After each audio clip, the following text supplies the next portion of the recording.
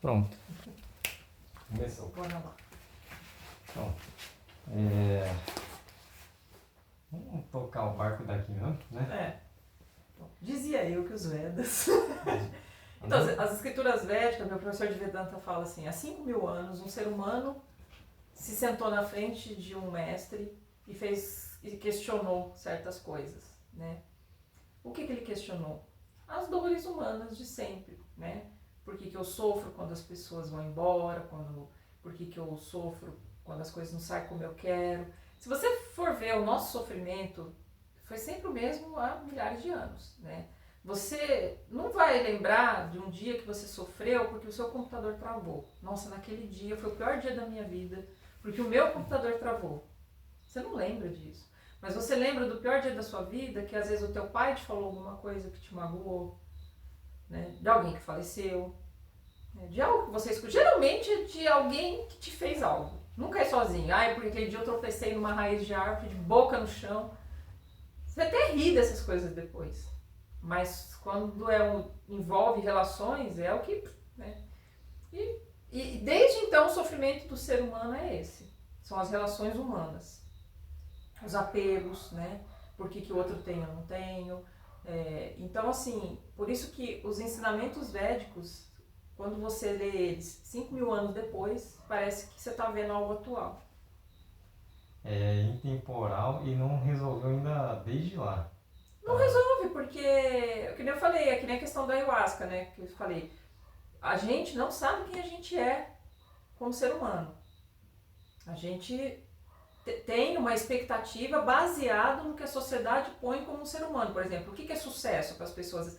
Se você perguntar para a maioria, sucesso é ter dinheiro e fama. Isso é sucesso. Ah, eu quero me preocupar com os meus boletos.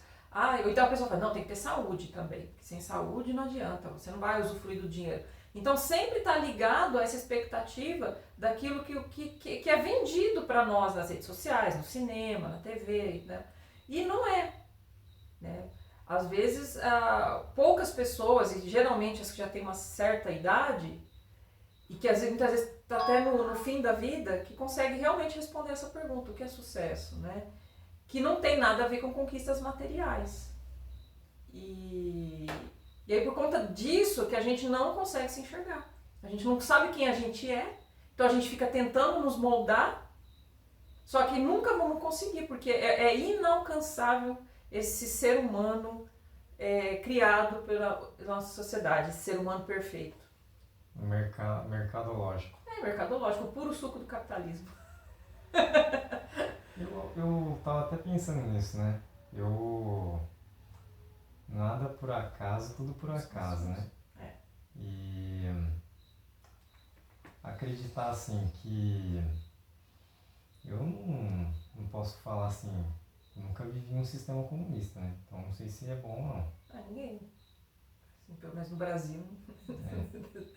Mas eu vivo um sistema capitalista, né? E o que eu posso falar assim, se a pessoa acredita que ela tem alguma chance de chegar naquele status lá no pico, estando aqui só pelo trabalho, esforço, eu duvido. Não vai. Não, ninguém, assim, ninguém fica rico se matando de trabalhar. O que às vezes acontece? A pessoa num lance de sorte não, né? Mas não é bem essa palavra, mas vamos supor, que nem eu já vi, às vezes quando eu vejo umas reportagens daquele pequenas empresas, grandes negócios. Uma vez eu vi de um casal que, tipo assim, a mulher estava grávida e o marido trabalhava em gráfica. E aí, ele teve a ideia, quando ele foi buscar ela na maternidade, como um presente para ela, ele fez um adesivo que era ele, um bonequinho que representava ele, um bonequinho que representava ela, o bebê e o cachorro que eles tinham. E ele colou aquilo no carro, sabe? E foi uma ideia que ele teve. E aquilo, todo mundo, as pessoas quando chegavam na casa para visitar o bebê e viu o carro dele estacionado, falaram assim, onde você comprou? Não, eu fiz. Então faz um para mim. Bom, ele trabalhava na gráfica, ele era funcionário da gráfica. O que ele fez? Ele comprou o equipamentozinho que faz adesivo, montou lá na casa dele, que era um sobradinho lá na Zona Leste de São Paulo, que é quase uma trepinha assim, aquele sobradinho, e começou a fazer e ele chegou a ter um faturamento assim de 200 mil por mês. Né? Só que faturamento é uma coisa, lucro é outra, né? Mas ele começou a faturar, e isso aí virou febre. Só que aí o que acontece? Daqui a pouco, várias gráficas estavam fazendo. Até hoje, se você for lá numa gráfica e falar, eu quero esse desenho aqui, ó, eu, meu cachorro, meu gato, não sei o que e tal. Mas ele, né, então tipo assim, não ficou milionário, mas mudou, deu uma mudança na vida dele. Às vezes tem umas pessoas que conseguem, às vezes então tem uma visão de um produto, lança algo que realmente aquilo faz, mas assim, dá uma melhorada na vida sim. Mas aí assim, pra estar lá naquele topo, só com meios ilícitos, não tem como. Tem que entrar nesses esquemas com política, com crime organizado, não tem como. Alguma coisa errada no meio do caminho. Ainda fala, mas o meu avô é fazendeiro, milionário, mas é terra grilada. Não trabalhou para ter aquilo. Grilado Grilado é quando assim, o que acontecia antigamente? As pessoas vinham, cercavam aquele pedaço de terra e falavam que era dela. Como não tinha essa coisa de cartório, aquelas coisas de registro, era meio que umas testemunhas. Por que fala grilada? Porque se você pegar uma folha de papel sulfite e colocar numa caixa com grilos, ela fica parecendo um aspecto de papel velho, envelhecido. Então eles forjavam um documento de, meu fulano passou para mim essas terras, né? E aí ela apresentava, aqui o papel, tá até um papel velho, esse papel já tem uns 30 anos, por isso que fala que era terra grilada, porque é esse papel de grilo, sabe? E aí muitos desses... Mas será que é porque as patas deles tá com terra? Não, acho que é uma coisa substância que tem no corpo deles, que amarela o papel, ou a urina deles, não sei, que dá esse aspecto de papel envelhecido, né? E aí por isso que fala grilado, né? Então assim, não dá... tudo bem, hoje é muito mais difícil você comprar um pedaço de terra, mas ainda que você consiga pegar aí, um alqueire, aí você põe lá umas cabecinhas de gado, né? Tudo bem, isso vai te dar... Eu sei porque eu vivi no meio disso. Te dá uma boa renda? Dá, mas você também tem gasto, também tem os prejuízos. Não vai te deixar milionário. Vai ter, tipo assim, vai precisar de muitas gerações para você desse um alqueire chegar a ter talvez o seu tataraneto consiga comprar uma fazenda, se manter uma constância de venda de gado, porque talvez um tataraneto seu consiga comprar uma fazenda. Mas quantas décadas ou até séculos para chegar nisso? E quando tem gente que, tipo assim, em 4, 5 anos, entra na lista da Forbes. Então, assim, e é um sucesso vazio, porque o que tem de pessoas que relatam, que inclusive vão lá pro Acre tomar ayahuasca, porque a pessoa tem tudo o que o capitalismo pode proporcionar. É o caso do Alok, é o caso daquele ator da Globo, esqueci, Fábio Assunção, Frank Aguiar, né? Fora de internacional, Will Smith foi pro Acre tomar ayahuasca. Will Smith, no auge da carreira cinematográfica dele. E isso depois do Papa lá? Acho que foi. Porque é meio recente que ele foi lá tomar ayahuasca, naquela época. Então, assim, por quê? Porque falta alguma coisa. O Alok mesmo fala que ele estava na sacada do apartamento dele, a mulher dele tinha, tipo assim, a mulher que ele amava, acho que ele já tinha o primeiro filho, acho que ela estava grávida, o segundo, não me lembro. Tipo assim, sabe, o cara que, tipo assim, tudo que ele pensasse em comprar, o dinheiro dele podia comprar. E ele não estava feliz. Tudo que ele pensava, ele olhava para o chão e falava assim, eu só penso em me jogar daqui. Como que uma pessoa dessa vem falar assim, isso é sucesso? Não é. Então, assim, tira o... Não que não seja importante, é claro que uma pessoa em situação, que nem agora, um dia frio, às vezes a pessoa mora na rua, é uma família com criança morando na rua, e veio falar que o dinheiro não alivia, lógico que alivia, também não é aquela hipocrisia de dizer que o dinheiro não traz felicidade, não é isso, mas é também não ir para os extremos, sabe? Pobreza também não é bonito, mas é porque a gente vive nesse sistema dessa tamanha desigualdade, em que enquanto um casal mora numa mansão com 10 suítes, que ocupa um quarteirão inteiro da cidade, tem gente que não tem um barraco para passar uma noite de frio. E acho que é importante, por exemplo, isso é válido se você pensar, por exemplo, assim, da mesma forma que vamos pegar uma pessoa rica, ela nunca teve uma experiência de pobre. E da mesma forma, uma pessoa pobre nunca teve uma experiência de rica, ela experienciar aquilo que é contraposto somente para entender, da mesma forma que uma vez que é dito assim, não como prevenção. Seria como prevenção, né? Se partir dessa forma, né? Mas, de qualquer forma, a pessoa falta uma coisa nela, mas na outra ponta falta. Ela tem tudo, né? E aí, se você olha para o outro lado da pirâmide, é a mesma coisa, né? É que assim, você pegar uma pessoa que nunca passou necessidade na vida e pôr ela para conviver por um tempo na extrema pobreza, o próprio Locke foi lá para a África e viu isso, a extrema pobreza. Quis ter essa experiência. E outros que vão em comunidades muito pobres e passam lá. Só que assim, realmente mexe com eles? Mexe. Mas, no fundo, você sabe que aquilo ali tem um prazo para acabar. Vamos supor que você vou ficar um mês lá numa aldeia da África sem os recursos nenhum, não vou usar meu dinheiro, só vou chegar lá e vou ficar como um deles. Mas você sabe que aquilo tem um dia para acabar. Ou que até antes disso você pode desistir e voltar para tua casa riquinha, sua geladeira cheia, da tua caminha confortável, teu chuveiro aquecido, né? Mas e essas pessoas? Elas não têm perspectiva de quando isso vai acabar. E aí se você inverte, você pega uma pessoa dessa extrema pobreza e põe ela num lugar com conforto, de duas uma. É lógico que ela vai se sentir bem, vai gostar, mas aí que é cruel, né? Aí depois você tem que devolver ela para aquilo lá. Né?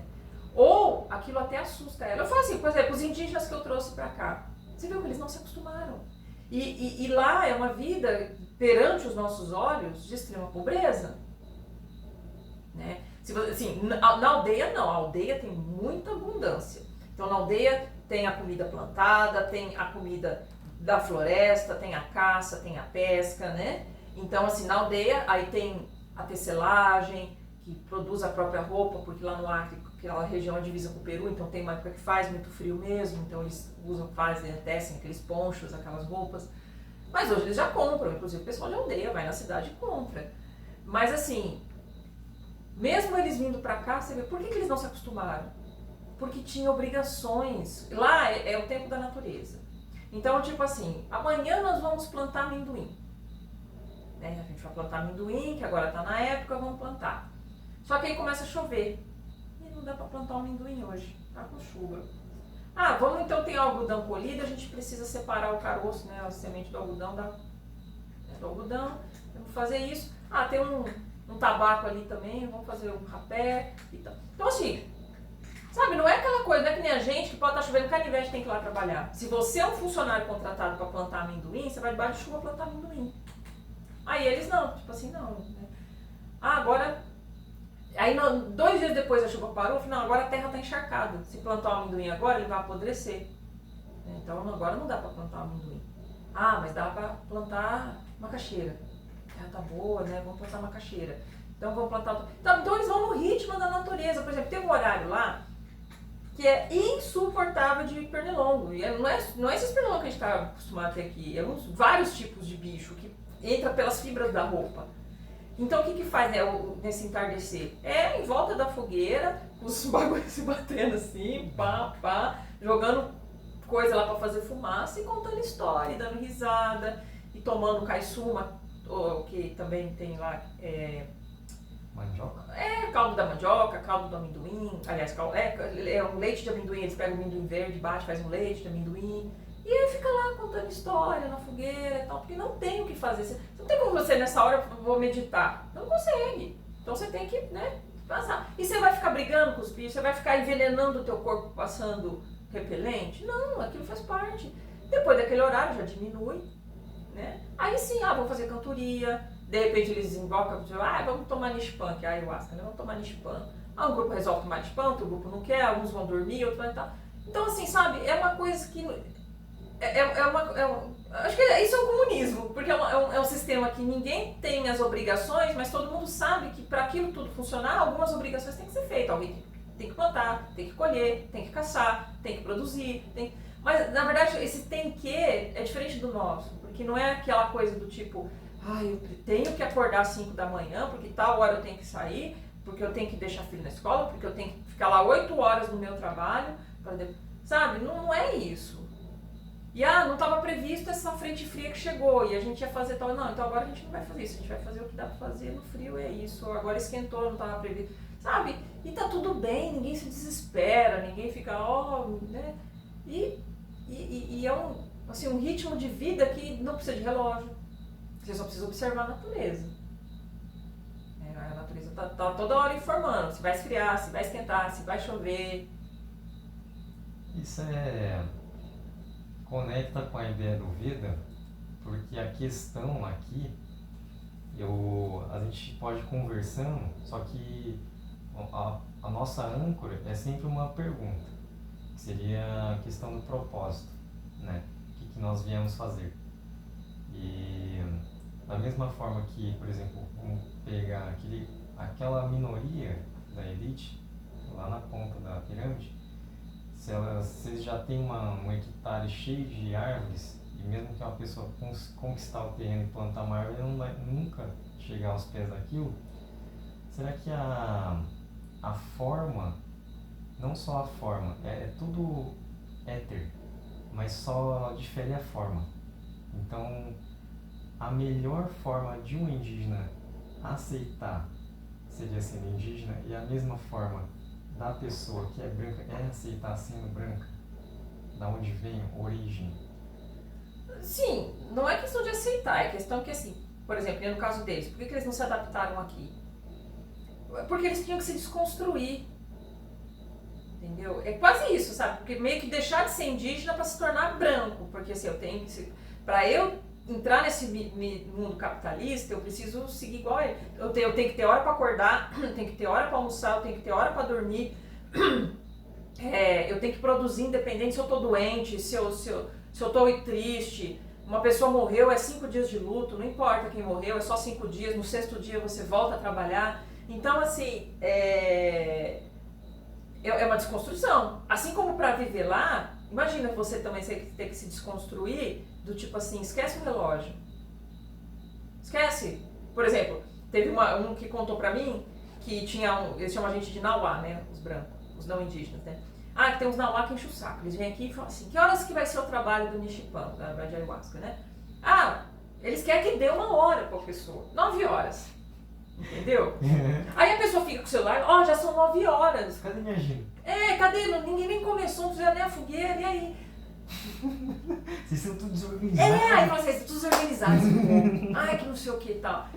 Então, imagina a pessoa ter que se desconstruir. E isso não vai muito, assim, eu tô falando daqui perto, mas, por exemplo, se você pegar nome de pessoas que foram se adequar no Oriente, por exemplo, Helena Blavatsky, que foi pro Tibete, Wilhelm, que era amigo do Jung, que passou muitos anos também em Índia, China, eles mesmos falam que foi, assim, um sofrimento, porque é um choque cultural tão grande que você tem que se desconstruir, mas se desconstruir dessa ideia daquilo que você acha que você é.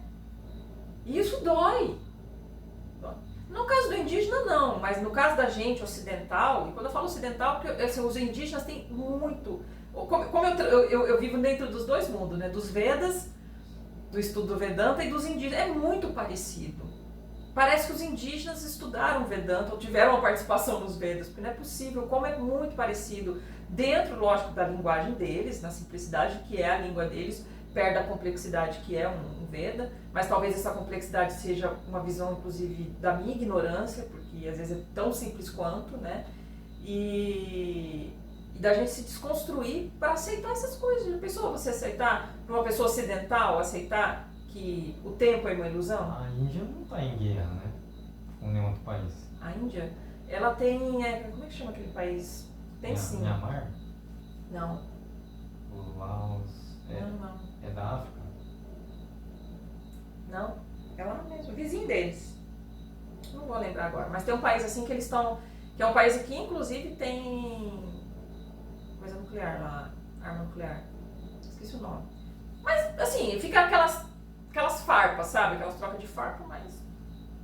Assim como a China com... Mas a China com o Nepal e com Taiwan é uma questão assim, o que acontece? São pontos estratégicos militares muito importantes. Então os Estados Unidos querem construir base lá. Então a China já fala assim, porque se construir uma base americana ali, fica muito vulnerável para a China. Então por isso que a China ela não quer dominar o mundo, porque assim, o ministro, acho que um dos ministros, sei lá, desses políticos chineses, não sei que um negócio lá na ONU, que ele falou para um bambambam lá dos representante dos Estados Unidos, que ele falou, né, também, tipo assim, nós estamos aqui há 5.000 anos e vamos ficar por mais 5.000 anos. Os Estados Unidos tem o quê? 200 anos? E o Império Americano tem quanto tempo, né? Sei lá, 100 anos? Quase 300. O Império Americano mesmo, que dolarizou o mundo e tal, isso aí foi depois da recessão, não, acho que nem 100 anos, não deve estar esperando 100 anos, que acho que teve a recessão de 1929 e tal, isso foi pós, então assim, 100 anos que os Estados Unidos dominam o mundo, mas a China, por que ela não quer ser império? Porque todo império acaba, todo império chega no fim, o Império Romano acabou. Mas isso aí por causa da guerra, quando eles terminaram a guerra, eles ganharam? Não foi bem. Foi a Primeira Guerra Mundial, mas veio uma recessão que quebrou os Estados Unidos financeiramente. Empresários se suicidaram, porque foram, tipo assim, o cara dormiu rico e acordou na miséria. Entendeu? Quebrou o país financeiramente, assim. Então foi isso que eu chamo, a Grande Depressão, que chamou. E foi depois disso que aí os Estados Unidos começou a se fortalecer na própria economia. E aí dominou, né, construiu o império, dolarizou o mundo, né, tal. Hoje a China, muitos parceiros, ela está negociando a moeda dela, yuan. Então assim, ela não está mais negociando as coisas em dólar. Né? Mas não é porque ela não quer dominar o mundo. Ela não quer porque ela sabe que os impérios acabam. O que a China quer? Da mesma forma, por que a China saiu do mapa da fome, que tinha quase que 90% da população na extrema pobreza e na fome? O que a primeira coisa que ela fez? Reforma agrária. Ela redistribuiu a terra, só que o Estado é dono. Então, tipo assim, você quer plantar? Eu vou ser um produtor de arroz. Então você pode trabalhar essa terra. Só que seus filhos vão herdar se eles forem continuar produzindo arroz. Meu filho quer ser médico, então a terra não vai para ele. Ele não vai arrendar para outro vir plantar arroz e ele receber. Não. Isso aí não existe, entendeu? Então, ela fez a reforma agrária. Dizer, mas não tem miséria na China? Lógico que tem, porque não tem, onde tem o capitalismo, tem as desigualdades sociais. Mas, assim, tirar 1 bilhão de pessoas da extrema pobreza em 20 anos, 1 bilhão, é muita gente. Mas como que conseguiu fazer isso? Com redistribuição. Né? Ao invés de conter. Então, e o que ela hoje está fazendo isso no mundo? Tipo, ela sabe que se ficar concentrado num lugar só, né, vai desequilibrar muito a balança. Então, como que equilibra isso? Inclusive, e ela não é porque ela é boazinha e não quer ver os outros países, é porque ela sabe que isso reflete também neles. Então, é uma forma de equilibrar. Né? E todo império chega no fim.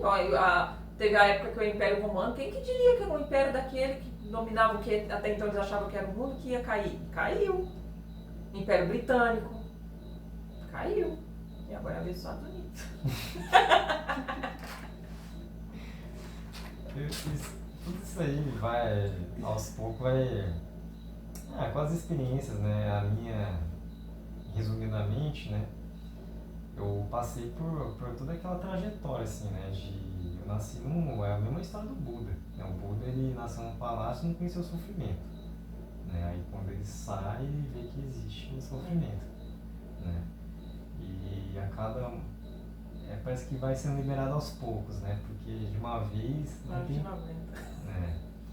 E pra mim vai ficando mais claro, assim, cada vez mais, né? Que até essa questão cultural que eu entrei tem muito a ver com essa questão artística, né?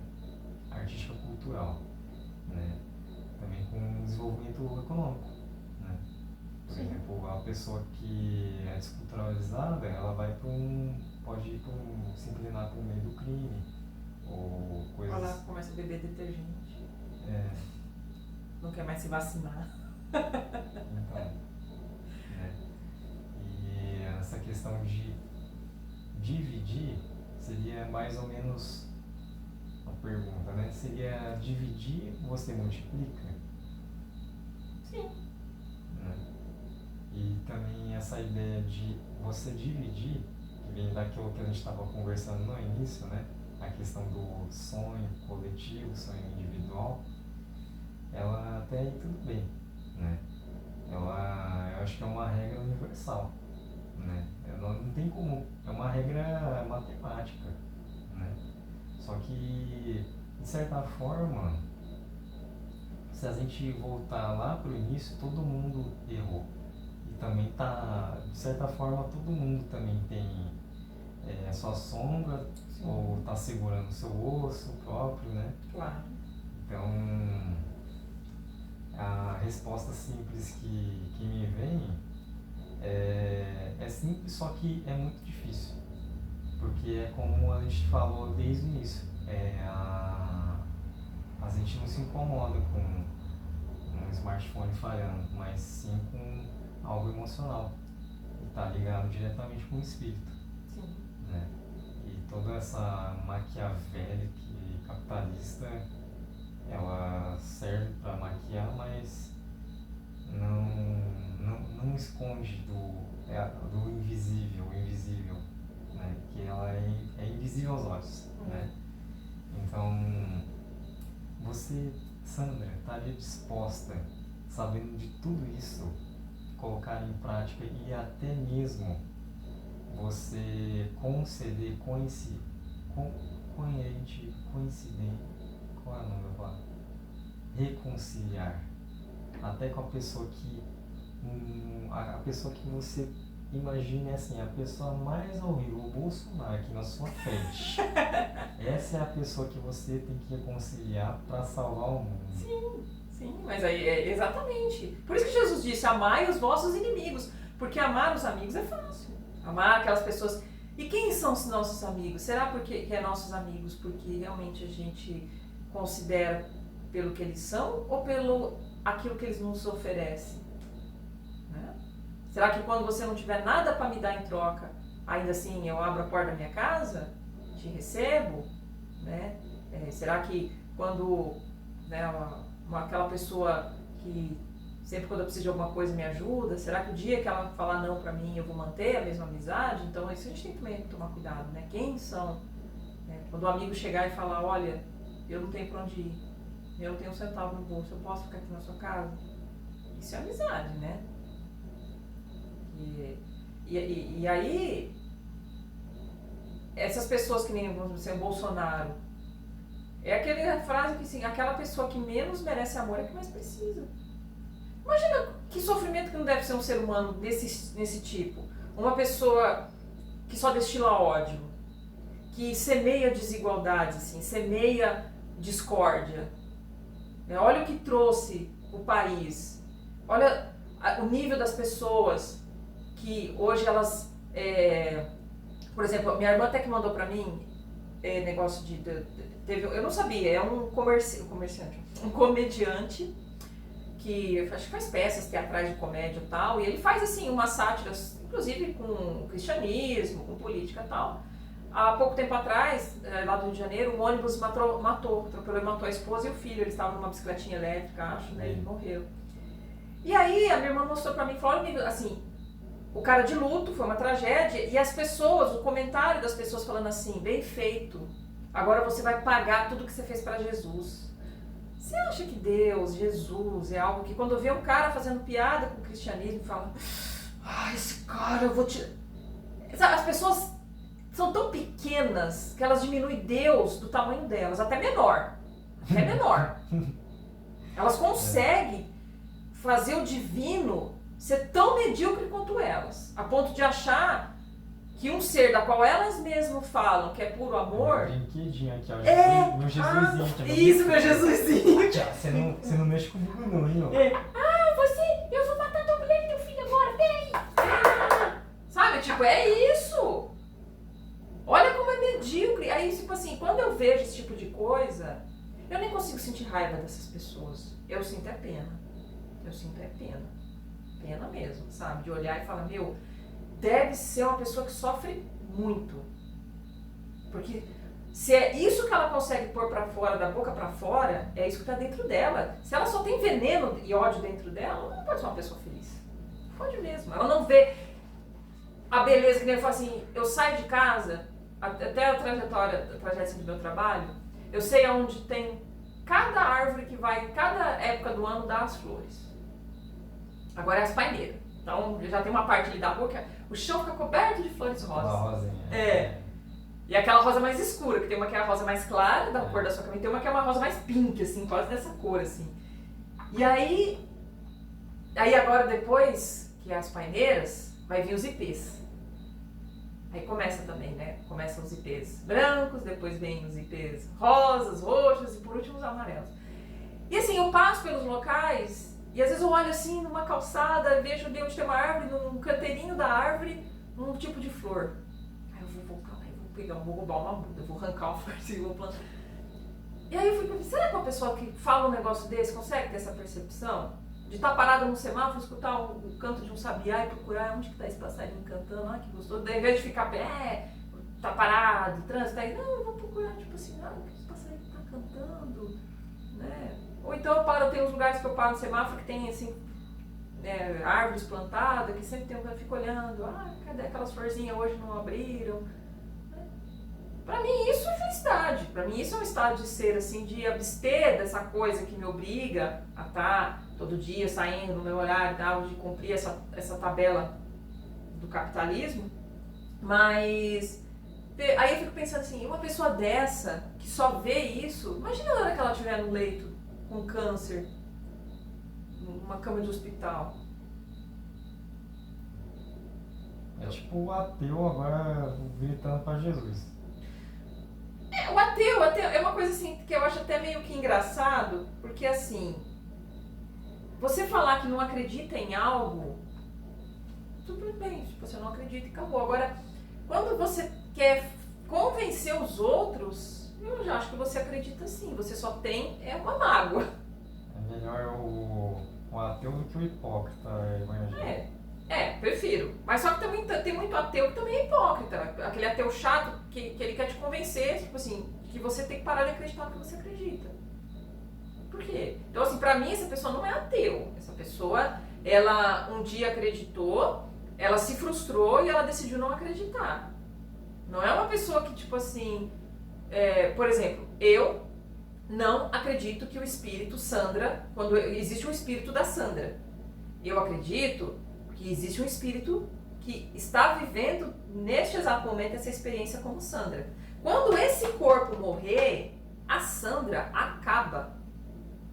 Então daqui 10 anos não vai vir uma mensagem para o meu filho, ou seja lá para quem for, da Sandra. Não tem como isso acontecer. Isso é apego, dentro da minha, isso é inclusive da visão védica. Não tem como, sabe? Porque se a gente vem de uma fonte que o espírito vem e reencarna ali naquele ser para ter essa experiência, quando isso aqui termina, ele volta para a fonte.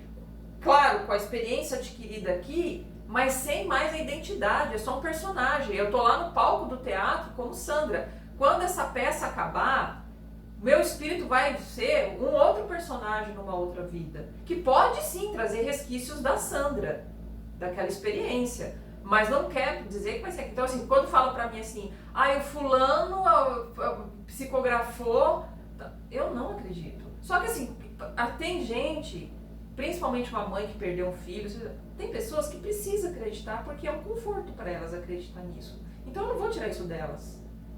Elas falam, beleza. Mas se perguntar no que eu acredito, eu respondo. É o trigonário. Não sai do trigonário. Você vê uma desculpa, infinitas desculpas. É aquela coisa assim, ninguém pode provar que Deus existe, mas também ninguém pode provar que Ele não existe. E aí que tá. Fé, crer, é muito vago. É muito subjetivo. Por isso que é bom a gente experienciar. Então, se você quer acreditar que nada disso existe, que não existe espírito, nada, que esse corpo, agora que eu morrer, acaba tudo, tá? Mas aí eu já entro até em relatos de médicos, de UTIs, de pessoas que trabalharam de pessoas pragmáticas, que tipo, a hora que eu fechar esses olhos, isso aqui acabou, tudo acabou, não vim de lugar nenhum e não vou pra lugar nenhum, não tem nada habitando aqui e tal, mas que naquele finalzinho, naquela, sabe? Ali vê que, tipo assim, não, tá errado, se estiver errado, a minha vida toda, né? Mas será que é porque libera alguma, tipo, quando morre libera DMT, né? Sim, mas é justamente a pineal, a DMT mostrando, né? O que acontece quando a gente toma ayahuasca? Se não é uma morte, não é uma experiência de morte? Tanto que é por isso que tem vezes que a gente até se apavora, né? A gente fica desesperado, querendo sair da força, porque a gente acha que vai morrer. Aliás, a gente fica meio confusa, tipo assim, eu acho que eu já morri. Quantas vezes eu falei assim, meu Deus. Eu tô no metaverso agora. Como que esse povo vai explicar esse corpo agora aqui? A menina tomou um chá dos indígenas aqui, ó, agora de pouco, polícia, eu venho buscar o corpo. E aí, o que acontece na hora que eu paro com essa luta e aceito? Passa o efeito. Ah, não morri. Tô aqui. Mas o DMT, ele mostra isso, ele dissolve. Quantas pessoas falam assim, eu senti na força da ayahuasca que meu corpo se dissolveu? Exato. Porque a gente não é o corpo, a gente é o espírito.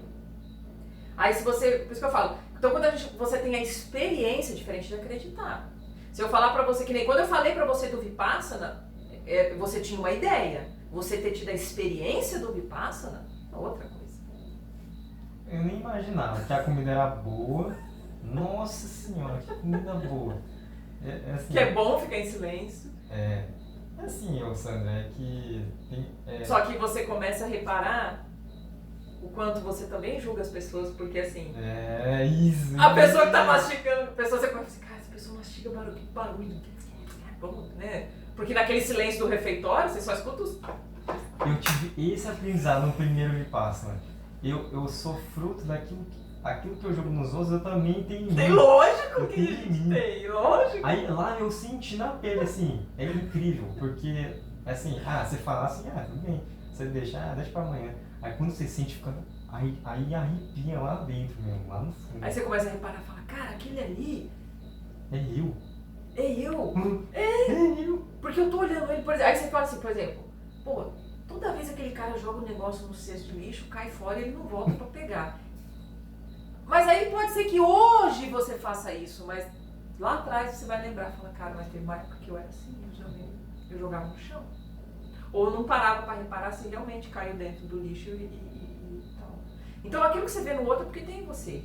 Você pode talvez não lembrar, mas tem. E aí eu já ouvi pessoa falar assim pra mim, mas então o abusador, então eu tenho... Tem. Às vezes não tô dizendo que você comete um abuso sexual, mas será que você nunca abusou de ninguém?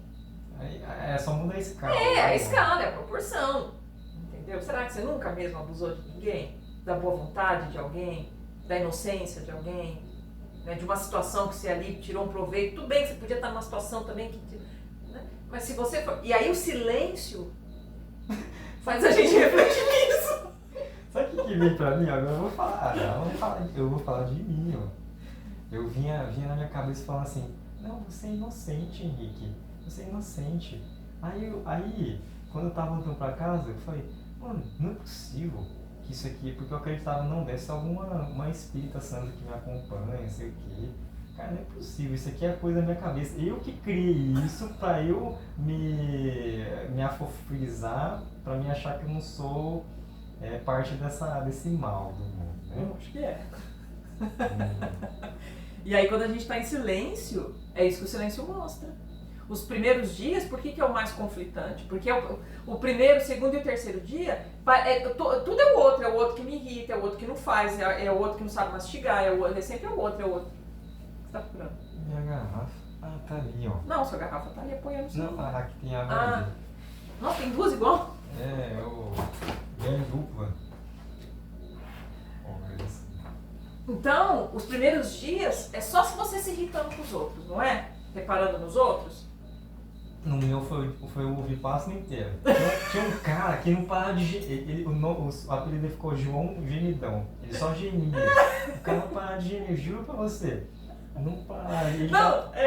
Tipo assim, os primeiros dias, é que às vezes, no sétimo, oitavo dia, até porque tem as palestras, né, e vai dando essas dicas, né, os mais experientes.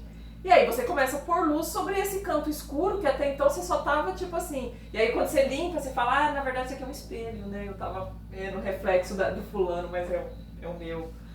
E aí nos últimos dias você começa a olhar e achar aonde que aquilo também tá em você.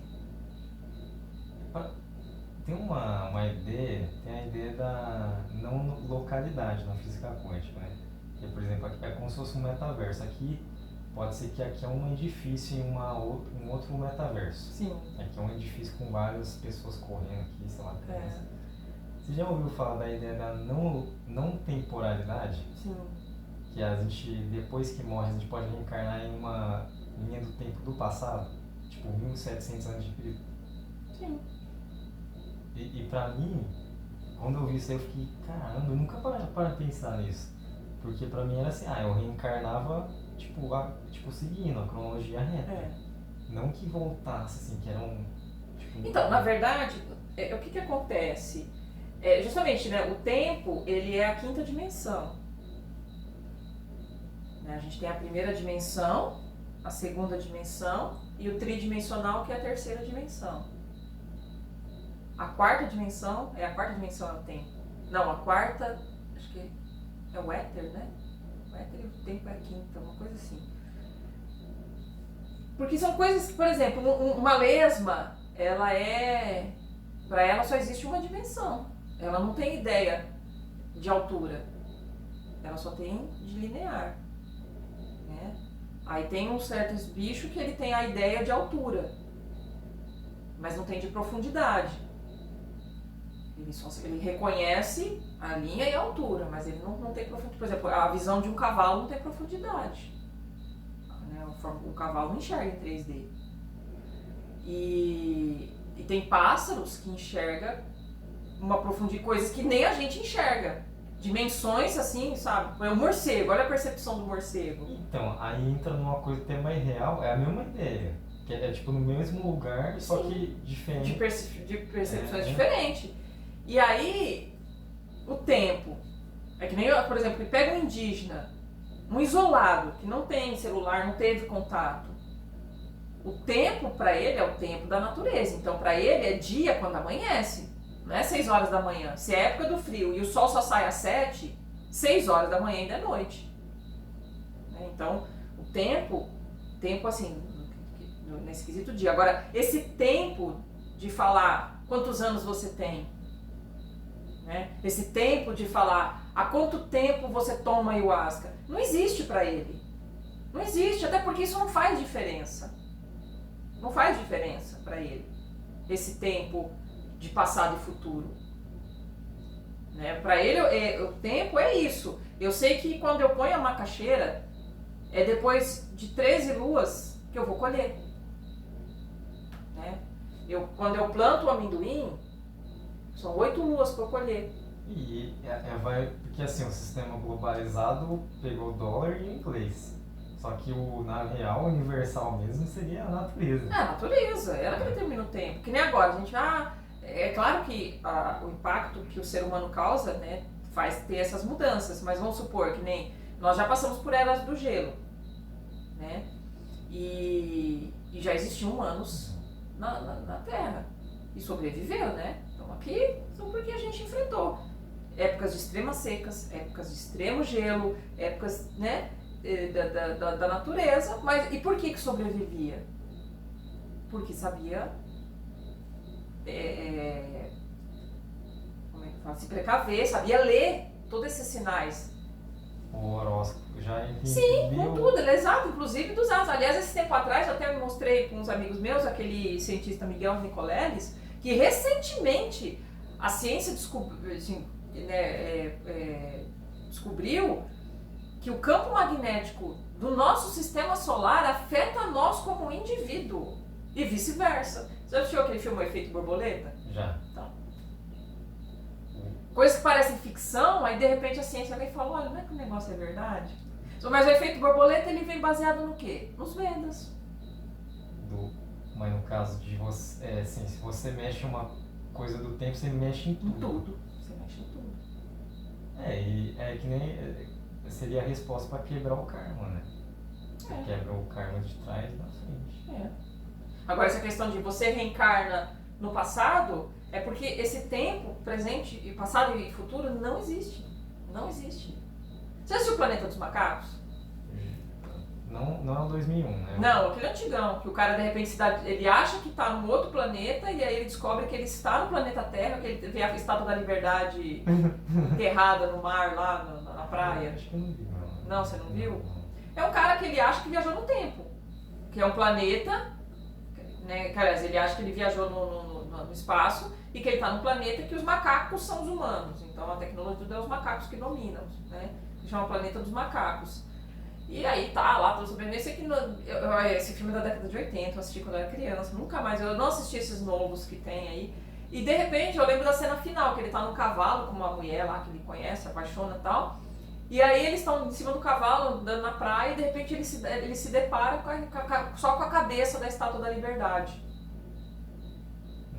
Tá tudo soterrado? Ou... Ela tá em corpo inteiro dela, tá soterrado e só tem a cabeça pra fora e aquele braço dela esticado assim. Aí o que ele descobre então? Que ele está no planeta Terra, futuro muito à frente, que o ser humano destruiu o planeta e os macacos dominaram. Entendi. Entendeu? Entendi. A nossa tecnologia. Então, às vezes esse negócio de encarnação... Eu lembro uma vez, quando fui lá no Araquara até que eu tomei ayahuasca, e teve uma hora que eu entrei numa pira desse negócio, e aí de repente parece que eu tava dentro de uma árvore, da Samaúma, e que parecia... Sabe aqueles fichários, várias fichas assim que você pega uma e lê o que tem? Era a minha vida. Então assim, aquele fichário rodava e de repente ia lá no meu passado e pegava eu bebê. E aí eu tinha uma lembrança minha de bebê. Eu não consigo me lembrar nada de bebê. Acho que a lembrança mais antiga que eu consigo ter é de quando eu tinha 5 anos. 4, 5 anos. Coisas assim da minha... Flashes de coisas que aconteceram. Numa casa que a gente morava, uma brincadeira com a minha irmã, uma coisa assim. Flashes. Mas naquele dia me veio eu no berço bebê. Eu tava num lugar bebê. Quando eu olhei a casa, que eu olhei assim, né? E depois eu avancei para um outro estágio, eu adolescente. Eu no momento da minha vida que eu tava estudando química. Lá no meu quarto, e não sei o que, e daqui a pouco eu voltei para outra infância, e daqui a pouco eu fui pro futuro, e daqui a pouco não sei o que, tal. E aquilo ia, voltava, e eu achei engraçado que na mesma forma que aquilo mexia, aquelas pessoas dançando assim, sabe? E aí a música, tinha hora que a música ficava assim... E aí aquilo eu pensava, meu Deus, eu tô louca! E aí nisso, foi isso mesmo que a medicina falou assim, essa sua percepção de passado e futuro só existe pra você. Nossa. E é louco porque Sandra, você consegue traduzir a consciência, trazer pro intelectual pra conseguir diagramar pra pessoa que tá assistindo. Eu não sei se a pessoa consegue entender. Eu sei que, tipo assim, dentro da minha cabeça, eu consigo imaginar que é muito engraçado. As pessoas bailando. Sabe o que aconteceu? Daqui a pouco... Aconteceu um negócio assim comigo lá. A gente era tipo, sabe os anões? Só que a gente era os anões do futuro e a gente vivia só de comer vegetal. A gente só comia vegetal e a gente estava numa espaçonave. Era uma a nossa cidade, o Brasil era uma espaçonave para eles. Só que era tipo assim, era tudo uma estrutura metálica e só existia tipo, pra lá era só natureza, só quintal, né? Mas aí, com certeza, ao redor, eles não conheciam o território. Aquela ideia do território não, o mapa não é o território, né? Sim. Entende? Então eles não tinham consciência, eles viviam só ali mesmo, né? Aí eu falei, cara, a gente, aqui, essas mesmas pessoas que estão no ritual, é a gente que tava lá, é as mesmas pessoas encarnando aqui, ó, pra esse momento. O meu professor de Vedanta, que ele fala assim, né, por exemplo, você tem uma questão, vamos supor, você é casado, você tem uma questão com a pessoa que você é casado, ele fala, cara, resolve nessa vida, porque na próxima você vai casar com a mesma pessoa. Você vai encarnar, ou ela vai ser teu pai, vai ser tua mãe, vai ser teu filho, vai ser... Resolve aqui que você tem pra resolver. Não tô dizendo que você tem que resolver pessoalmente com ela, vamos supor que você tem uma questão com o teu pai. Mas é tua questão. Você não precisa, o teu pai não tem que entender a tua questão. Quem tem que entender é você.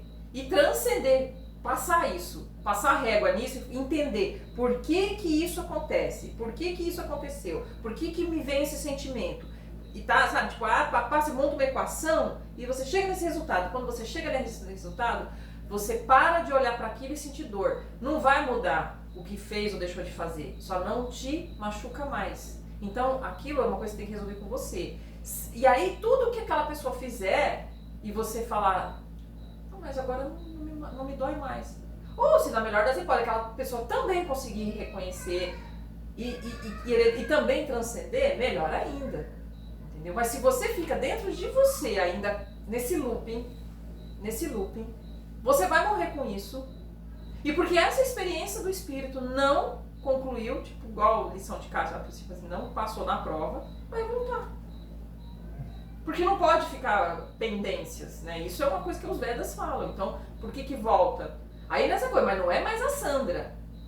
Vamos supor, a Sandra e o Baal. Serão outras pessoas, mas vivendo aquele mesmo conflito. Agora, se eu transcendo, se eu entendo, aquilo não me dói mais, eu saio desse looping, pra mim tá resolvido. Agora, se pra ele não se resolve, ele vai encontrar uma pessoa que é igualzinha a Sandra, em outra vida. Mas aí é com ele. Aí não tem a ver com isso. Pode ser que venha eu sim. Pode ser que até venha, só que agora, né, no outro, né, pode ser o contrário. Ó, ele transcendeu, ele passou, ele olha para aquilo e tal. A Sandra não. Então o que acontece? Até mesmo nessa vida. Eu lá de novo, casando com uma pessoa que é igualzinho igual. Por quê? Aí você fala, eu atraio esse tipo de pessoa. Você não está entendendo a lição, você não está compreendendo o que em você faz você enxergar todas as pessoas com isso. Então o problema não é o Baal, o problema não é o Henrique, o problema não é... Tá, o problema é em mim.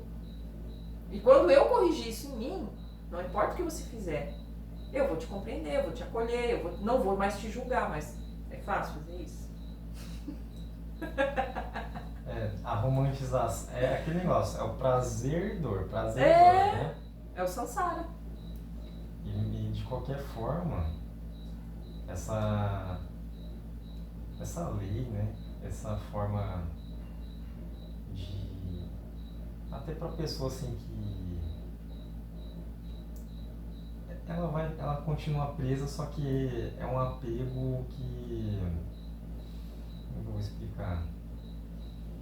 É um apego dela, só que se ela jogar para outra pessoa, multiplica. É que nem a ideia de dividir. Né? Vamos supor, aquele pai, aquela mãe que teve uma vida difícil, tal, ele repete isso com os filhos. Sabe? Eu já vi pessoas assim, passou por muita pobreza e extrema violência. Aí melhorou de vida, aí casou. Os filhos não nasceram num ambiente de extrema pobreza, mas o pai ou a mãe, ou até ambos, tipo, deixa passar necessidade. Eu não tive nada disso, eu tive que conquistar. Então ela passa a dor pra frente, ao invés de tipo assim, não, eu vou dar aquilo que eu não tive. Inclusive amor e carinho. Então o que a pessoa faz? Se ela não teve o amor dos pais, ela também não vai dar amor pros filhos. E tem aquelas que falam, não, eu vou dar, eu não tive, por isso que eu acho que o meu tem que ter. Então é os dois tipos de pessoas, né? Que encerra ali aquele ciclo. Ou não. Eu acho que se encerra eu tava com uma ideia assim, do ciclo, né? Da conversa, né?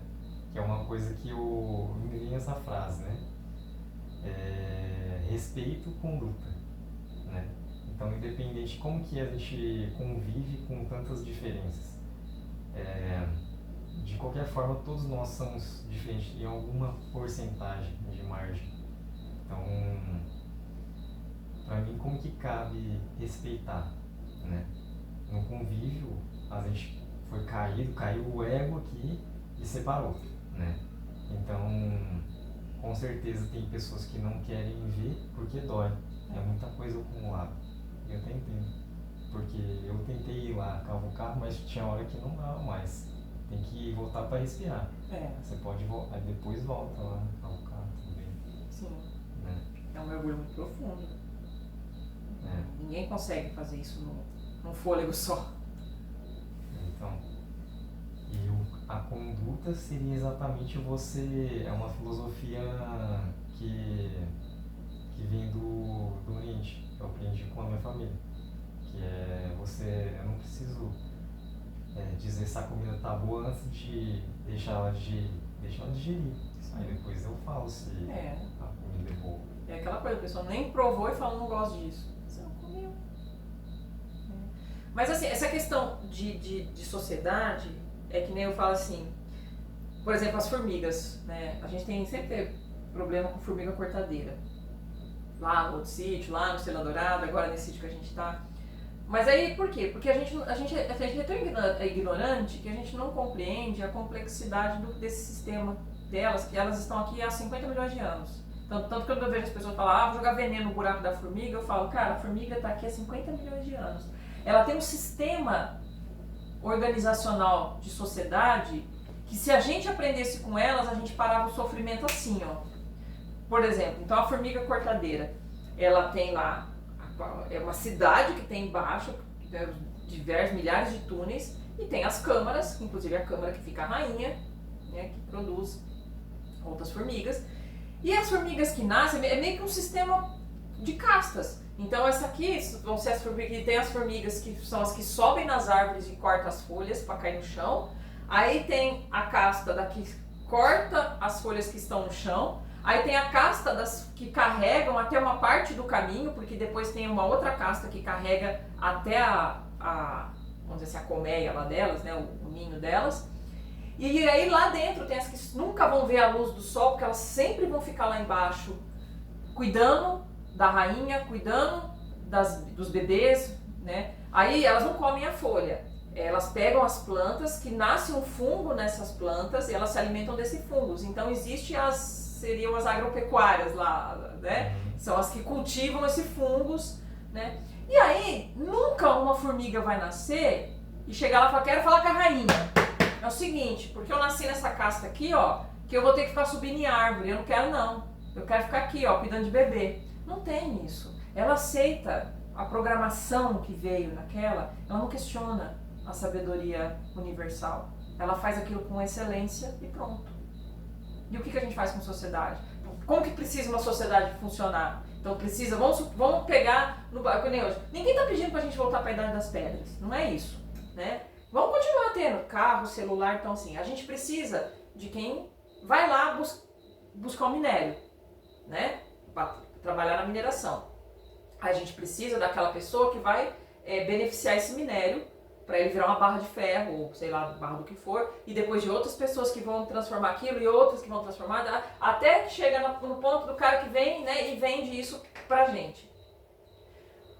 Aí mas para que isso tudo funcione, alguém tem que ser o médico, porque algumas pessoas vão adoecer, então tem que ter os cientistas, porque vai descobrir que tal toxina que tem no tal metal, então aquela pessoa tem que usar aquele equipamento, então tem a pessoa que vai produzir o equipamento. Então assim, o problema é quando o médico acha que ele tem que ganhar 50 mil, mas o enfermeiro, que é imprescindível para ele exercer a função dele, tem que ganhar 5. E o mecânico que vai mexer no carro dele, para ele chegar até o hospital, tem que ganhar 2. E o cara, a pessoa que vai limpar o hospital, para deixar aquilo desinfetado, sem risco para os pacientes, tem que ganhar 1.000. Então o problema não é como as coisas, assim, fazer as coisas, mas como elas são feitas. O cara que está lá debaixo da terra minerando é o que menos ganha. Aí tem um cara que é o dono daquela porra toda, que fala que é o dono, não, eu sou o dono dessa mina aqui. Aí o cara fica milionário, explorando os outros, né, devastando a natureza. Então assim, por quê? Aí aquele cara que tá lá, né, com a britadeira, com dinamite, que não sei o que lá, pra achar o minério, é o cara que chega e fala assim, não, é o oprimido querendo virar o opressor. Na primeira oportunidade ele vai querer ser o dono da mina. Tipo, mesmo que eu queira acabar com as formigas do mundo, eu vou precisar, vamos imaginar que a melhor ideia seria acabar com o alimento delas. Sim. Então, se a gente for nessa ideia de ir até o princípio básico, seria a água. Então, se eu tentasse acabar com a água... Se você acaba com elas, você desequilibra todo o sistema. Você pode até conseguir, vamos supor, pega lá no sítio, monta umas iscas, coloca e acaba com as formigas. Só que, por exemplo, choveu. Aí, por que a água drenou e as plantas conseguiram absorver? Por conta desses túneis, que é a cidade delas lá embaixo. Se eu não tenho essas formigas e eu tenho um solo pobre, porque aquilo ali durante muitos anos foi monocultura, eu vou ter um solo compactado, que quando bater a água da chuva, aquela chuva não vai penetrar, ela só vai escorrer, aí eu começo a ter problema com erosão, eu começo a ter problemas com outras plantas, porque a natureza nunca para. Então ela vai mandar ervas, que a gente chama de ervas daninhas, plantas que vão rachar esse solo, para quebrar isso, esse estorrão. Né? Aí o que eu faço? Aí eu jogo veneno, aí eu contamino os lençóis freáticos, contamino a água que eu bebo. Né? Então assim, você vai gerando todo um desequilíbrio. O que eu tenho que fazer? Eu não quero a formiga aqui nesse canteiro onde eu vou plantar, então eu vou dar nutriente suficiente para que as plantas aqui estejam tão nutridas que não adianta a formiga levar a folha, porque não vai gerar o fungo. O fungo só gera nas plantas que estão com alguma deficiência, principalmente proteína. Então, se eu tenho um solo saudável, a formiga não vai mexer lá. Ela vai onde não tem. E ela só está fazendo o papel dela. Essa árvore aqui não serve mais para esse sistema. A gente vai ficar picando as folhas dela até ela não conseguir mais fazer fotossíntese. Ela vai morrer. O tronco dela vai se desfazendo com o tempo, isso aqui vai virar matéria orgânica, essa matéria orgânica vai penetrar no solo com as chuvas e com a ajuda dos túneis que elas fizeram embaixo, e ali vai começar a nascer uma árvore extremamente saudável que ela não vai mais cortar. Na verdade, ela está cuidando da floresta, a formiga, ela não está destruindo. Mas a nossa visão limitada vê ela como uma inimiga, né? E por quê? E parece que incomoda esse sistema do tipo, cara, essa formiga, coitada, a vida dela é ficar lá em cima da árvore, no vento, no frio, cortando folhinhas à noite, né? Enquanto a outra fica lá bem bom no quentinho lá do ninho. Ela não tem essa visão. Ela cumpre o papel dela com excelência e pronto. Coisa que o ser humano não faz. Se você dividir o ser humano em beleza, você tem talento, e começa por isso, né? Não é porque a pessoa é médica que ela tem talento para ser médico. Porque hoje tem muito açougueiro, tem mais, nem açougueiro, porque o cara para ser açougueiro ele tem que saber o que ele está fazendo. Aí, ó, tem talento para ser médico, então você vai ser médico. Você tem talento para ser mecânico, você vai ser mecânico. Mas não é porque o cara fica com a mão suja de graxa que ele tem que ganhar menos e o cara que é médico tem que ganhar, sabe? Tem essa coisa do, o cara é médico, esse aqui é mecânico, esse aqui é coletor de lixo. E é engraçado que quando o lixeiro entra em greve, nossa senhora, é desesperador. E aí vem falar que o médico é mais importante que o lixeiro. Né? Mas você vê como que o sistema implanta uma coisa na mente das pessoas a ponto de ela acreditar piamente nisso. Não que o médico não tenha importância, né? Mas é que ele não é mais importante que ninguém. Só para terminar o negócio da formiga, então, para pensar assim, se a gente diminuir, por exemplo, para exterminar até o micro, eu, Henrique, se eu tentar exterminar esse micro, eu preciso do micro para exterminar ele. Porque se eu quiser acabar com a água, eu preciso beber água para ter força para ir lá e matar a água, entendeu? Não faz sentido. E a língua indígena não tem tradução lá no Google Tradutor. Né? A natureza, quando as pessoas falam assim, precisamos salvar a natureza, aí o Ailton Krenak fala assim, é um indígena, eu não conheço nada que não seja natureza. Tudo é natureza. Isso aqui veio da natureza, isso aqui veio da natureza, o petróleo veio tudo veio da natureza. Então tudo é natureza. Ela é a causa de tudo, inclusive da gente. E aí fala, é a mesma coisa de que você tá com câncer e os piolhos da tua cabeça, as bactérias, que é o que eu faço, a gente precisa salvar o Henrique. Sabe, tipo, aí o Henrique tá doente, a gente precisa salvar o Henrique. Os ácaros dos nossos cílios falando que precisa salvar a gente. Não. A natureza, ela não precisa que ninguém salve ela. Ela não está em perigo. Quem está em perigo é o ser humano. O ser humano é que está em perigo. A natureza, ela vai ser... Se eu sair dessa casa aqui e ficar 10 anos isso aqui fechado, quando eu voltar, o mato invadiu tudo aqui dentro. Racha o piso, começa a nascer... Né? Porque ela é muito mais... Você vê, tem planta que nasce no meio do asfalto. Você quer parar aí? Não, tô muito tempo. Então, assim, a natureza ela vai fazer a parte dela independente do ser humano. Se você tirar o ser humano do cenário, ela vai embora, sabe? Agora, se você tira toda a natureza, bota você numa caixa de só concreto ali, você não sobrevive muitos dias. Então, assim, essa arrogância do ser humano, essa autoimportância. E eu falo que isso aí é um erro que começou na Bíblia, falando que Deus criou tudo e, sabe, tipo... deu tudo pro homem explorar. Não. É que Deus criou tudo para servir ao homem. Não. É tipo na verdade eu te dei o empréstimo aqui, só que agora vocês vão ter que pagar em juros no juízo final. Todos vocês. Eu acho que, tipo assim, como vocês estão entendendo tudo errado, a conta vai chegar. Porque tudo tem causa e consequência, né? E se você for ver, a gente começou a ter essa ganância, essa exploração há poucos séculos. Até, sei lá, há uns anos. Não que nunca existiu desigualdade, sempre teve os mais fortes dominando os mais fracos, né? Mas a gente sempre teve um certo equilíbrio, né? De própria subsistência, de plantar o alimento, né? Da agricultura e tal. E de ter os ofícios. O cara, ele tinha talento para ser o ferreiro, ele era o ferreiro, né? E tudo bem, eu não concordo com essa mas o filho dele vai ter que ser ferreiro, se ele não tem, não. Às vezes o filho dele tem talento para ser um cirurgião, né? Então e é isso que empaca na gente.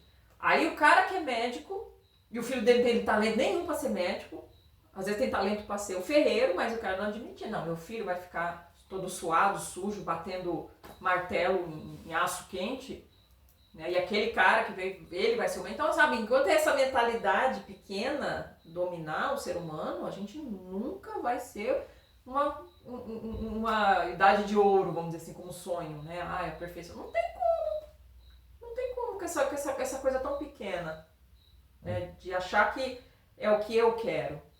Eu sempre falo para as pessoas, Deus é burro, né? Deus é muito burro. Você me lembrou um negócio que resume tudo que você falou. Que não é o que você faz, é como, né? E a magia, se você pensar assim, qual que é a diferença de magia branca e magia negra? É sua intenção. Uma intenção. É que nem o pentagrama, né? O pentagrama, ele tá normal aqui. Se você virar um pouquinho, ele tá para baixo, né? Ele se inclinou. Mas assim, vamos supor, existem energias do mundo que a gente tem essa visão judaico-cristã, bom e mal. Mas a natureza não tem bom e mal. A natureza não vê. Quando, por exemplo, tem lá um ninho de passarinho, e aí ela botou 4 ovinhos, só que ela só precisa de 2 filhotes. 4 é muito. Então o que faz? Mas vingou os 4. Ela só fica alimentando 2. Aí os outros vão ficando mais raquitinhos, os outros vão crescendo, e aí jogam eles para fora do ninho, eles caem, morrem, né? Petitiquinho, você fala, que a natureza é cruel. Não, ela tá mantendo equilíbrio. Né? Então não existe bem e mal. Quando o leão mata os filhotes, porque está tendo muito, né? Ele está equilibrando o sistema, é que a gente tem essa visão do peludinho, fofinho, bonitinho, né? E fala, que dó, ele matou todos os filhotinhos. Mas não existe bom e mal. Mas aí nessa questão, que nem você falou do pentagrama, quem domina as energias, ele sabe trabalhar tanto com as energias da luz quanto com as energias da sombra. E não necessariamente eu vou pegar energias da sombra para fazer o mal. Eu posso precisar de energias da sombra para coisas boas. Aliás, aí que tá. E não existe para mal ou ruim. Vamos supor, tem uma pessoa que está muito doente. Uma doença assim tal. E aí eu vejo que, tipo assim, eu preciso de uma energia das sombras para trazer a cura. E é isso que uso. E não tem mais pajé praticamente que faça isso, mas tinha esses pajés que eles iam conversar com esses espíritos da floresta, que seriam esses espíritos das sombras, né? Que eles tinham conhecimento de plantas extremamente tóxicas, que eles falavam, ensinavam o pajé, você vai fazer assim, assim, você vai dar uma gotinha na língua. E é só o espírito, porque ele é que nem a ideia do cogumelo. Aquele espírito era encarnado, foi lá se acobar, morreu e tá aqui só para ensinar a gente.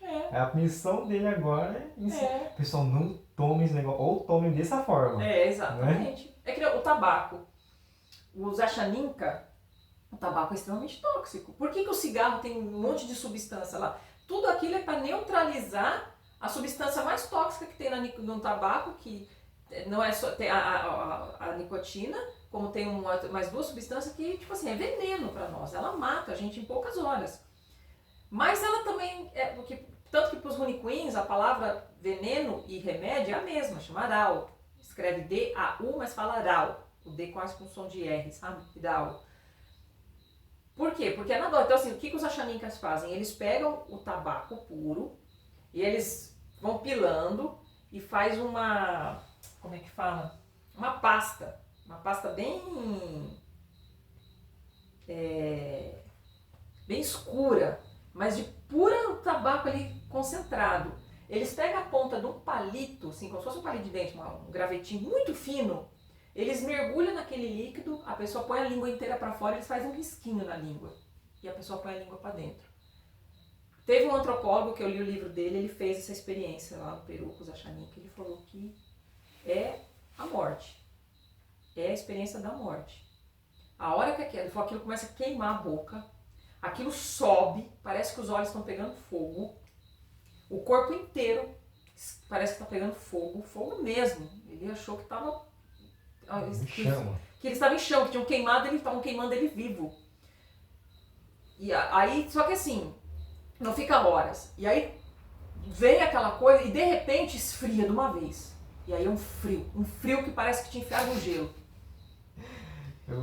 E aí ele fala assim, e daí depois que você volta, que parece que você sente que como se teus órgãos conversassem, parece que você está sentindo o coração, sabe, os intestinos, tudo, e puf, e de repente, para.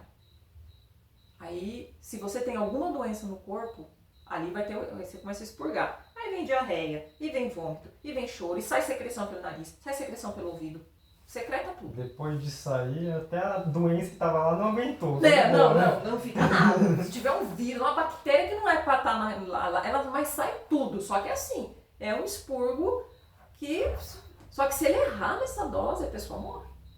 Se ele errar. Por isso que hoje quase ninguém, não tem mais quem faz esse tipo, por conta disso. Porque é um tipo de conhecimento que não tem como o cara botar, olha, pegue 2 partes de tabaco.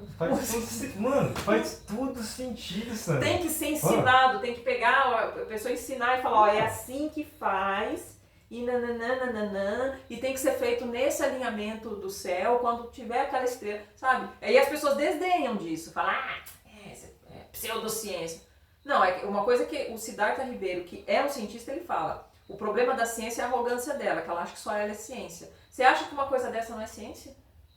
É só uma outra forma de... outra forma. E não está protocolada, publicada em revista científica, até porque isso é uma forma de cura que se cura por amor a outro ser humano e não por dinheiro. É diferente. Hoje tudo que tem que é um remédio, tem alguém por trás ganhando muito em cima daquilo. Né? E aí, esse tipo de medicina da floresta, ninguém vai estar por trás. Por isso que ela some. Só que o meu professor de Vedanta fala, ela some, mas daqui uns séculos ela reaparece. Sempre fica uma semente. E na hora certa ela germina. Isso é um místico. É. Por isso que não dá pra... O místico não aparece no Instagram. Não. E aí o que acontece? Nós passamos por inquisições, por tantas coisas que já queimaram, tantos livros, mataram tantas pessoas, mas sempre sobra uma semente com conhecimento. Sempre fica algo ali que na hora certa ela vem. E quando o mundo precisa, ela tá lá de novo. É tipo a mãe que deixou uma filha, um filho, e levaram, escondeu lá no guarda-roupa, né? Ficou alguém, algo ficou, e na hora certa, no momento certo. Você vê, nunca se ouviu falar tanto de psicodélicos quanto agora. Quantas pessoas buscando ayahuasca, cogumelo, o próprio THC, né, o canabidiol.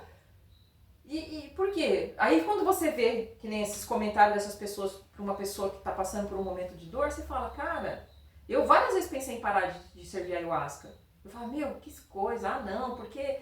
Tá. Mas quando eu vejo, eu falo assim, a sociedade está doente. E aí eu entro justamente nisso, como que eu vou ter paz, como que eu vou viver uma vida? Eu falo, meus amigos, gente, eu queria ter uma vida normal, de chegar no final de semana e ir para as baladas, paquerar, não sei o quê. Eu não consigo. Eu falo, não, vou dar ayahuasca pro povo. Depois que você passou, não tem volta.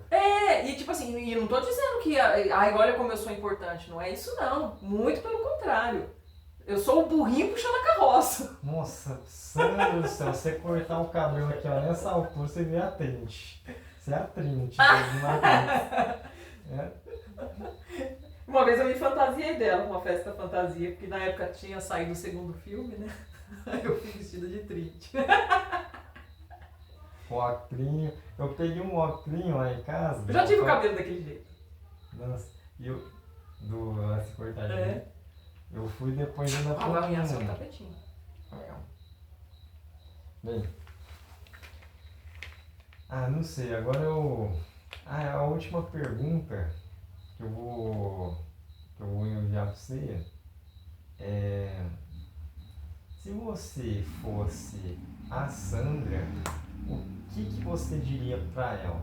Se você não fosse a Sandra, se você fosse eu, uma outra pessoa, e você pudesse conversar com você, como eu estou conversando com você agora, o que você conversaria com ela? Mas assim, no momento presente, não no passado. Presente, agora. agora. Você tá, na minha visão aqui, ó, olhando pra Sandra. É como se tivesse duas Tá, se me desdobrasse pra eu mesmo me dar conselho. Não é nessa pegada. Eu ia falar pra eu estudar os Vedas, continuar, né? Mas eu ia pedir pra ter mais disciplina. Você precisa ter mais disciplina. Não fugir tanto, assim, variar. Constância naquilo. Por exemplo, eu tava indo bem, eu tava acordando todo dia 5 horas da manhã, meditava, depois da minha meditação fazia exercícios físicos, aí começava o dia. Pam, pam, pam, pam. Eu não sei se foi por mudanças hormonais também, pela idade que eu tô entrando em perimenopausa, aquela coisa e tal, eu comecei a ter dificuldade. Porque é isso, eu tenho às vezes acordado à noite com aqueles calores que falam mesmo, que as mulheres sentem, né? Só que não é um calor, é diferente. Sabe quando parece que tem uma coisa queimando dentro de você? Tipo um pressentimento de algo ruim vai acontecer? É isso, eu achava que calor, as mulheres tipo assim, tô com calor, né? Eu tô com calor. Mas eu falo assim, gente, mas não é uma queimação. Mas eu não sinto calor, pelo contrário, eu tô coberto, né? Mas dá a impressão que é algo quente dentro de mim. Aí eu conversei com minha vizinha aqui, tudo, falou, não, Sandra, isso aí é da menopausa sim, é isso aí. É esse tipo, só que às vezes ele reflete em forma de... E realmente, às vezes eu acordava e meu corpo estava suado. Molhadinho de suor, mas eu não estava sentindo o calor. Eu estava sentindo essa coisa dentro de mim que eu achava que era até uma síndrome do pânico. Eu falei assim, gente, mas eu tô com síndrome do pânico, pânico do quê? E aí isso me atrapalhou um pouco. E aí eu não tenho conseguido acordar tão cedo. Então aí eu acordo, eu medito menos. Então assim, eu gostaria de falar tipo assim, foca nisso. Continua. Porque estava fazendo muito bem essas meditações, esse estilo de vida. De menos horas de tela, coisa fútil e mais assim, sabe? Sua férias é em dezembro? É. De passo, né? Por isso que eu tô falando. Não, esse ano tem que fazer passo, né? Entendeu? Mas assim, eu já me dou comemoro as pequenas vitórias. Eu não tô mais conseguindo acordar às 5. Mas hoje eu acordei 10 para 6. Tipo assim, ainda foi antes das 6, sabe? Mas é real. As outras pessoas te influenciam também. Sim. Né? Por isso que eu tava até buscando assim... é uma ideia lá em Maria. Ter um grupo fazendo sessões de vipassana, meditação. Mas uma das coisas que eu penso em fazer lá no sítio... Já quando eu tava lá no outro sítio, no Val...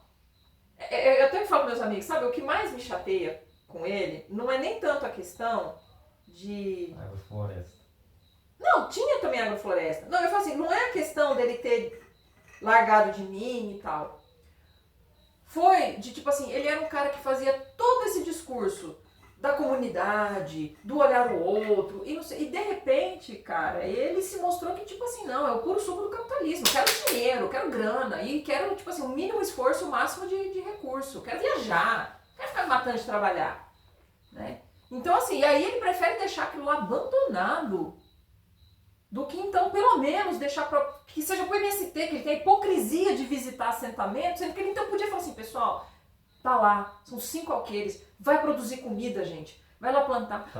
Mas abandonado? Hã? Tá largado? Tá largado lá, tá abandonado. Ele tá vivendo com a mulher que banca ele, entendeu? Uma herdeira, porque o negócio dele é herdeira, ele gosta de herdeira porque ele sabe, tipo assim, ele não vai trabalhar. Ele não é um cara que vai pegar a carteira de trabalho, assina aqui, e eu vou todo dia, passa dedinho pra entrar, passa dedinho pra ir embora, tal dia o pagamento cai na conta. Fazer uma pesquisa aí das vidas dele. O que aconteceu? Que o cara só tá com herdeira? O que aconteceu? Aconteceu que foi isso, que veio de uma vida muito pobre, de repente conheceu uma herdeira, que é a primeira mulher dele, uma mulher muito rica, né?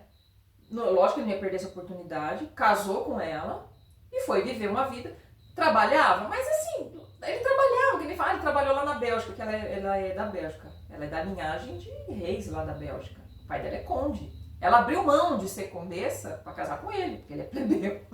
Que conto de fadas. Mas condessa porque o... Porque o pai é conde, porque ela tá na linha de... O pai dela faz parte da linha de sucessão do rei. Vamos supor que o rei morre e não tem filhos. E tal, tal. Então o pai dela é um dos que pode assumir o reinado da Bélgica. Mas o conde é ligação direta, tipo filho do rei? É tipo primo, sobrinho do rei, coisa assim. Então... E aí, ele morou lá na Bélgica, ele trabalhava porque a Patrícia, que a esposa fez ele trabalhar, ele contou isso pra mim, que ele achava um absurdo ele ser casado com uma mulher rica e ter que trabalhar. Ele contou isso pra mim. Eu fico indignada comigo, eu queria eu. Não, sabe o que eu faria? Eu me daria uma surra. Como que eu pude? Como que eu pude? O cara falou da boca dele, Sandra, ele contou tudo pra você e você quis acreditar, idealizar uma pessoa que nunca existiu e você tinha mais é que se fuder mesmo, filha. Olha como você foi burra. Ele mesmo falou que ele ficava inconformado. Só que uma coisa é você ter... Só que aí ele trabalhava, mas assim, quem pagava as contas da casa de verdade? Quem que provia a casa? Botava os filhos no colégio bom, né, morava numa casa boa? Quem que era? Era a mulher, não era ele. Mas ele dá desculpa, tipo assim, é porque eu vim da família plebeu, então vocês têm que me sustentar, porque... Não, pode até ser, mas... Olha, não tem problema nenhum a pessoa... Só que assim, então por que não admite isso? Por que vem pagar de desapegado, de simples, eu gosto da simples? Não, quero, gostei. Meu, ele contou pra mim, acho que umas 3, 4 vezes, como foi a festa de casamento dele lá na Bélgica. Pra você ter uma ideia, ninguém da família dele foi. E ele contava isso com, tipo, sabe, o máximo. E aí, o melhor champanhe, porque o sogro, o vinho que o sogro... Sabe, um cara que você... Quando você lembra dele naqueles discursinhos, atacando a direita, falando da vida simples, mas ao mesmo tempo ali na intimidade, o cara... porque no meu casamento teve isso. Casei num castelo na Bélgica. A dona burra aqui, que tipo assim, não ligou lá com o creme. Cara, mas peraí. Nas rodinhas você prega humildade. E aqui pra mim você tá todo aí orgulhoso do seu casamento, que nem os teus pais estavam nesse momento da tua vida, porque tudo que importou pra você era a nobreza belga, né? E aí, o cara, tipo assim, depois vieram morar no Brasil, aí a Patrícia comprou os sítios, aí foram criar gado. A Patrícia contou pra mim que ela cansou de ir nas ideias de negócio dele, ela botava o dinheiro. Só que ele não queria trabalhar, ele ia no comer, depois ele queria ser o patrão, sabe? Eu quero ser o patrão, não, eu dou as ordens, funciona. E aquela visão, o patrão, ele não tem hora para entrar, é aquela ilusão do pobre de achar que o patrão não trabalha. O patrão só recebe os louros, né? E aí as coisas começavam a desandar. E sabe por que ele separou dela? E ele contou isso pra mim, Ele largou dela. Ele largou dela quando ela falou assim, ele foi pedir dinheiro pra ela, pra montar um negócio, ela falou, não, Bal, eu não vou mais te dar nem um centavo. Você já teve a sua chance com o meu dinheiro. Sabe o que ele falou pra ela? Logo em seguida, então eu quero divórcio. Como que um cara conta isso pra mim e eu continuo com esse cara? Não foi ela, foi ele que me contou com essas palavras. Eu pedi o divórcio porque a Patrícia falou que não ia mais me dar dinheiro.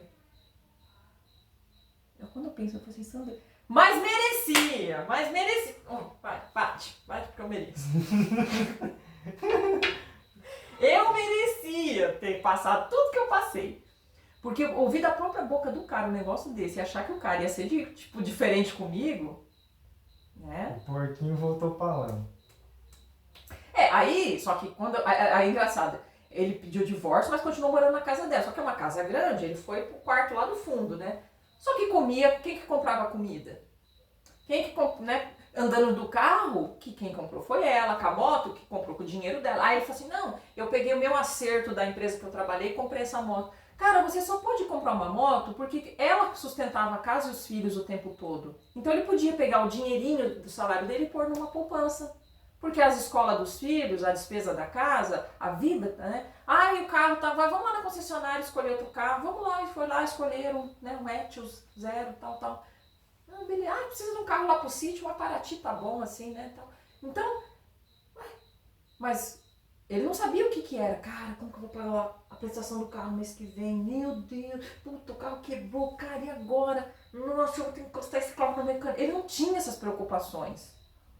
Só que aí ele continuou morando lá, 2 meses. E aí ele começou morando lá, mas já levando vidinha de solteiro. E aí foi ela que me contou. Levando vidinha de solteiro, por aí. Inclusive já de tico-tico no fubá com uma. E ela descobriu, até porque ele nunca fez questão de esconder. Um dia ela falou pra mim, falou pra ele, né? Se você não quer mais estar casado comigo, você não tem que ficar aqui na minha casa, com eu te sustentando. Aí ela deixou ele morar lá no sítio. Só que o sítio era um depósito de ferramenta, aquela casa, não era uma casa ali. Ela falou, não quero você aqui. Ele não foi pra lá de imediato, ele foi morar na casa de um amigo dele. E aí ela falou, não, você não... E ela falou assim, e aí nisso ele já tava namorando outra menina. E ela falou pra ele, você não assinou o divórcio ainda comigo, não é pra você ficar pondo foto de você com essa menina. Então, já que ele faz isso, ela pôs ele pra correr, então... Você não é mais meu marido? Então tchau, sai da minha casa. Não vou mais sustentar. Você não vai comer da minha comida. E aí a desculpinha dele, não, porque eu tô aqui pelos nossos filhos. Não, tem essa não, tchau.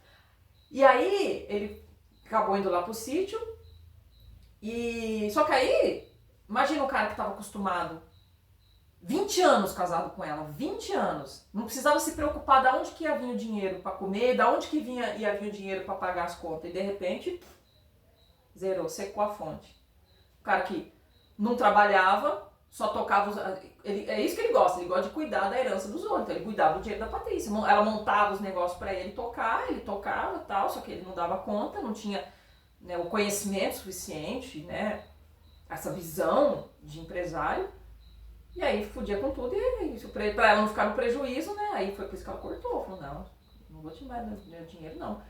E aí, ele foi lá no sítio, começou a querer fazer aquilo lá virar, mas por quê? Porque a filha dele estava estudando agroecologia, não, engenharia agrônoma. Aí ele... Deixa eu só ver aqui que tem um amigo meu que quer falar comigo. Que ele vai amanhã. Inclusive, eu tenho que responder uma pessoa. Vamos finalizar? Pode. Então, assim, uma pessoa que nunca precisou trabalhar, aí de repente se viu nessa situação de ter que se sustentar. Então aquilo foi muito conflituoso para ele. E chegou no momento, e quando ele viu que não ia rolar herança da mãe da menina dele lá, também começaram os conflitos deles lá, né? Aí apareceu uma herdeira, lógico que não é uma condessa, não é uma milionária igual a Patrícia, mas não é uma pé rapada igual a Sandra, né? A família tem umas casas de aluguel, né? Tem uma arquiteta, tem uma vidinha, né? Gosta de viajar, tem um poder aquisitivo melhorzinho, né? Ele não pensou 2 vezes. Não, tchau, quero. Sabe o que eu fiz disso tudo? É como se o Bal tivesse feito transcendido a manipulação. É como se ele tivesse contado assim pra Patrícia. Nossa, Patrícia, imagina se um dia nesse tom assim, né? E se um dia eu viver à custa de você, e aí eu usar o dinheiro, e aí um dia você para de dar o dinheiro pra mim, e eu largo você. E ainda ficou com outra mulher, quando você sustenta eu. Ele contando assim. Sim. Só que é tão ridículo que a pessoa não associa que é verdade. Não é possível, né, que é verdade. Ele tá zoando. Não é, né? Tipo, entendeu? Mas isso que eu falo, então assim, não tem problema a pessoa admitir que ela gosta do dinheiro, que ela gosta de uma vida, que ela possa viajar, não tem problema. Agora, o problema é você, primeiro, que você prega uma coisa e na sombra você faz outra, que você usa das pessoas pra você conquistar isso, sabe? Então, por exemplo, o dia que essa mulher virar pra ele também e falar, não vou mais porque ele mora na casa dela. Ele não tem uma casa que nem esse aqui, ó, eu pago por isso daqui. Eu tenho uma casa porque eu paguei por ela, eu tô pagando. Eu tenho um carro porque eu paguei por ele. Né? Ele não tem nada de dizer, ó, isso aqui eu tenho porque eu trabalhei tantos anos pra ter isso. Ele não tem. Então, assim, hoje ele tá na casa que é dela, no carro que é dela. Entendeu? Não tem coisa que é dele conquistada por ele. Então, se ela também cortar, ele vai embora. Ele não fica. Não existe amor. Ele não gosta, não, é a mulher que eu amo. Ele não vai falar, não, pelo amor de Deus, eu vou morrer, porque amanhã eu tô batendo na porta das fábricas aqui de Birigui pedindo emprego, porque eu não quero te perder. Não vai. Ele vai voltar lá com o Kifo, do jeito que tá o sítio, vai ficar com aquelas historinhas de, eu sou vítima, não sei o quê, o bolsonarismo e papapá, montando armadilha pra depois se caiu a terdeira no buraco lá. Ó, eu vou até... Mas isso é a história do ser humano, isso não é ele. Isso tem em nós também. A gente precisa olhar para ver também isso, onde isso também está em mim. Isso está em mim também. Claro, se você consegue enxergar, é porque você consegue ver em você também. O meu exemplo é o bobo da corte. O bobo da corte, ele tem acesso ao reinado, só que ele usa esse acesso para tirar sarro do rei. Sim. De vezes direcionar para uma coisa construtiva. E eu tenho isso. Né? É como ele não pode, por exemplo, se uma pessoa for fazer uma sátira, atacar o rei diretamente, ela era decapitada. Então o bobo fazia a brincadeira, né, passava a mensagem para a população. Até o rei ria, o rei ria, entendeu? Uma coisa eu sei, essas pessoas que estão no topo da pirâmide, elas não entendem ironia. Geralmente uma pessoa muito gananciosa, ela não entende ironia. Por isso que o rei dá risada. Porque se ele entendesse, ele mandava matar o bobo também. Eu falo isso pro meu chefe e ele fica assim, pensando, né? Porque quando eu falo assim que essas pessoas que pensam que é muito inteligente, tipo assim, tinha um juiz que trabalhava com a gente lá, e eu falava assim, não. Aí eu falava umas coisas que todo mundo percebia que eu tava tirando o cara. Mas ele mesmo não percebia. E aí eu falei pro meu chefe, fica tranquilo que ele não vai perceber. A pessoa quando é muito, ela não percebe ironia. Aí meu chefe ficava pensando assim, você faz ironia comigo? Eu falei, não sei. Pode ser que eu tenha feito, mas se você não percebeu, é porque você estava cego. Mas sabe o que isso lembra? Neurodivergência autismo. Que a dopamina é tão alta que ela não precisa de uma dopamina maior para ela entender.